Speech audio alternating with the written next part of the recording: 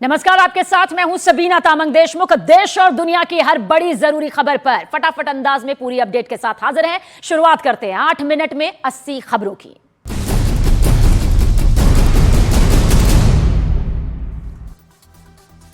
महाराष्ट्र में शाम तक हो सकता है मुख्यमंत्री के नाम का ऐलान। कैबिनेट में एनसीपी के 10, बीजेपी के 24 और शिवसेना के 12 मंत्री हो सकते हैं। महाराष्ट्र के सीएम पर सस्पेंस बरकरार। शिवसेना के सांसद और पूर्व सांसदों ने पीएम मोदी से मिलने का वक्त मांगा। शिंदे गुट के नेता दीपक केसरकर का महाराष्ट्र के सीएम पद को लेकर बड़ा बयान। कहा, पीएम मोदी और गृहमंत्री अमित शाह जो फैसला लेंगे हमें मंजूर होगा। महाराष्ट्र के सीएम को लेकर महायुति के नेता रामदास आठवले का बड़ा बयान। कहा, फडणवीस पर शिंदे नहीं मानते तो बीजेपी, एनसीपी और हम मिलकर बना लेंगे सरकार।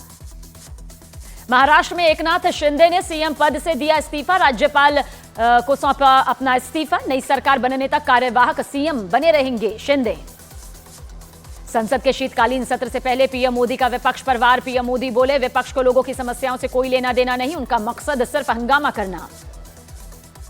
देवेंद्र फडणवीस बन सकते हैं महाराष्ट्र के नए सीएम। सूत्रों के मुताबिक फडणवीस के नाम पर महायुति में सहमति। सीनियर नेताओं से मिलेंगे शिंदे, पवार, फडणवीस। महाराष्ट्र के चुनावी नतीजों पर मुस्लिम महिलाओं का बयान। लाडकी बहन योजना और विकास कार्य को देखते हुए महायुति को वोट दिया। राजस्थान के सीएम भजन लाल ने उपचुनाव में बीजेपी की बंपर जीत का मोदी को दिया श्रेय। कहा, पीएम मोदी पर जनता को भरोसा। यूपी के पर्यटन मंत्री जयवीर सिंह का बयान। यूपी महाराष्ट्र में चला योगी का जादू। मोदी योगी की जोड़ी ने भारत को दुनिया भर में पहचान दिलाई। बिहार में जातीय जनगणना के बाद लागू हुए आरक्षण की मांग को लेकर विधानसभा के बाहर प्रदर्शन। विपक्ष ने सरकार पर जमकर निशाना साधा। एसपी प्रमुख अखिलेश यादव का संविधान दिवस पर संभल की घटना को लेकर सरकार पर बड़ा हमला। मौलाना सज्जाद नोमानी ने वोट जिहाद वाले बयान पर माफी मांगी। कहा, मैं बिना शर्त माफी मांगता हूं। संभल हिंसा में पुलिस ने अब तक 7 एफआईआर दर्ज की, जिसमें एसआई का पिस्तौल छीनने की कोशिश, टीयर गैस गोलों को छीनने की कोशिश और पुलिस पर पत्थरबाजी के आरोप शामिल। संभल हिंसा में सांसद समर्थक और विधायक समर्थकों के बीच हुआ था खूनी संघर्ष। सूत्रों के मुताबिक तुर्क और पठान के बीच वर्चस्व बना था हिंसा का मुख्य कारण। संभल सूत्रों के मुताबिक तुर्क सांसद के समर्थकों की गोली से हुई पठान समर्थकों की मौत। एक दूसरे को नीचा दिखाने के लिए हिंसा हुई। संभल हिंसा मामले में मजिस्ट्रियल जांच के आदेश। 7 दिन में देनी होगी रिपोर्ट। मामले की जांच करेगी 7 सदस्यीय टीम। संभल में हिंसा के बाद शांति व्यवस्था कायम। हालात सुधरने के लिए खोले गए स्कूल, कॉलेज। संभल हिंसा मामले में अपनी बयानबाजी पर घिरे मस्जिद कमेटी के अध्यक्ष जफर अली। पुलिस ने जफर अली की हिरासत ली थी, गिरफ्तारी से इनकार किया। जफर अली ने हिंसा के लिए एसडीएम सीईओ को ठहराया जिम्मेदार। उपद्रव में मारे गए युवकों के लिए मुआवजे की मांग भी की। संभल हिंसा की जानकारी लेने जाएगा 12 सदस्यों का प्रतिनिधि मंडल। एसपी प्रमुख अखिलेश यादव ने यूपी सरकार पर लगाया लोगों को उकसाने का आरोप। संभल में हिंसा के बाद पुराने लखनऊ में पुलिस का फ्लैग मार्च। किसी भी तरह के हालात से निपटने के लिए प्रशासन पूरी तरह से तैयार। आरएसएस नेता इंद्रेश कुमार का बयान। संभल में दंगा उपचुनाव में हार चुकी पार्टियों की देन। मुसलमानों का वोट बैंक की तरह इस्तेमाल हुआ। मल्लिकार्जुन खड़गे के आवास पर कांग्रेस संसदीय रणनीति समूह की बैठक। संभल हिंसा समेत कई मुद्दों पर चर्चा। शीतकालीन सत्र में सरकार को घेरने की रणनीति पर भी चर्चा। जामा मस्जिद केस में हिंदू पक्ष के वकील विष्णु शंकर जैन को मिली धमकी। बोले, जितनी भी धमकियां मिले सच के लिए लड़ता रहूंगा। यूपी के प्रयागराज में संभल हिंसा को लेकर समाजवादी पार्टी छात्र सभा ने बीजेपी के खिलाफ लगाए पोस्टर्स। पुलिस ने आपत्तिजनक बताकर पोस्टर्स को हटाया। संविधान दिवस के मौके पर राष्ट्रपति द्रौपदी मुर्मू ने किया संबोधित। कहा, संविधान लोकतंत्र की आधारशिला, देश की विभिन्नता को अभिव्यक्ति की आजादी मिली। संविधान दिवस के मौके पर राष्ट्रपति द्रौपदी मुर्मू ने जारी किया सिक्का। यादगार के रूप में 75 रुपए का सिक्का जारी किया गया। संविधान दिवस की 75वीं वर्षगांठ के मौके पर राष्ट्रपति द्रौपदी मुर्मू ने जारी किया डाक टिकट। स्पेशल डाक टिकट में संविधान की झलक। सुप्रीम कोर्ट ने बैलेट पेपर से चुनाव कराने को खारिज कर दिया। इस मांग को याचिकाकर्ता ने एलॉन मस्क के बयान का जिक्र किया।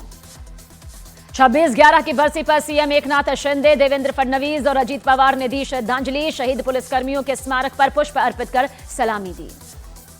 26/11 मुंबई आतंकी हमले की 16वीं बरसी आज। देश को दहला देने वाले हमले में 166 लोगों की जान गई थी। 600 से ज्यादा जख्मी हुए थे। मेवाड़ राजघराने में राज तिलक को लेकर बवाल जारी। उदयपुर में सिटी पैलेस के अंदर और बाहर बवाल। उदयपुर के सिटी पैलेस में देर रात फिर हुआ हंगामा। विश्वराज और अरविंद सिंह के समर्थकों ने एक दूसरे पर जमकर की पत्थरबाजी में पुलिसकर्मी जख्मी हुए। कोर्ट से सड़क पर पहुंचा राज परिवार की संपत्ति का विवाद। विश्वराज सिंह के राज तिलक के बाद सिटी पैलेस में तनाव।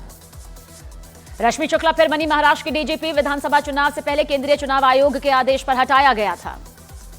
यूपी के महोबा में बाबा बागेश्वर की हिंदू एकता यात्रा में उमड़ी भीड़। अभिनेता संजय दत्त भी इसमें शामिल हुए। अयोध्या से आज जनकपुर के लिए रवाना होगी राम बारात।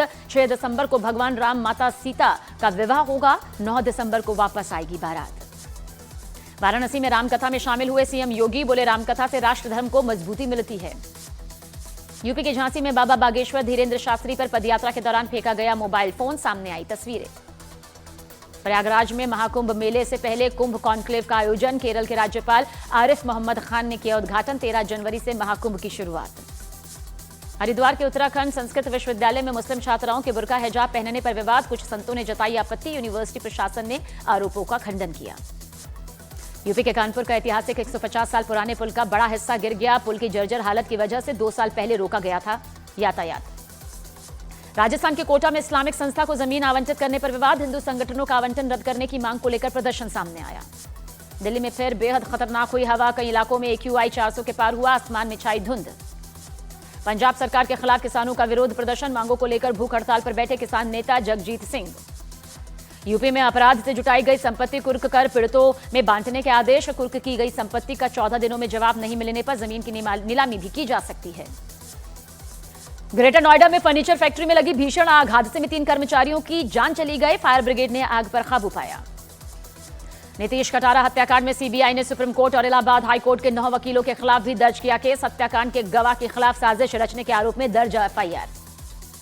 राजस्थान के कोटा में फाइनेंस कंपनी के कर्मचारी से 36 लाख रुपए की लूट की वारदात को अंजाम दिया गया। वारदात की तस्वीर भी सामने आई। महाराष्ट्र के अहिल्यानगर में बेकाबू कार ने भरे बाजार में कई लोगों को रौंद दिया। हादसे में 1 की मौत, 4 जख्मी।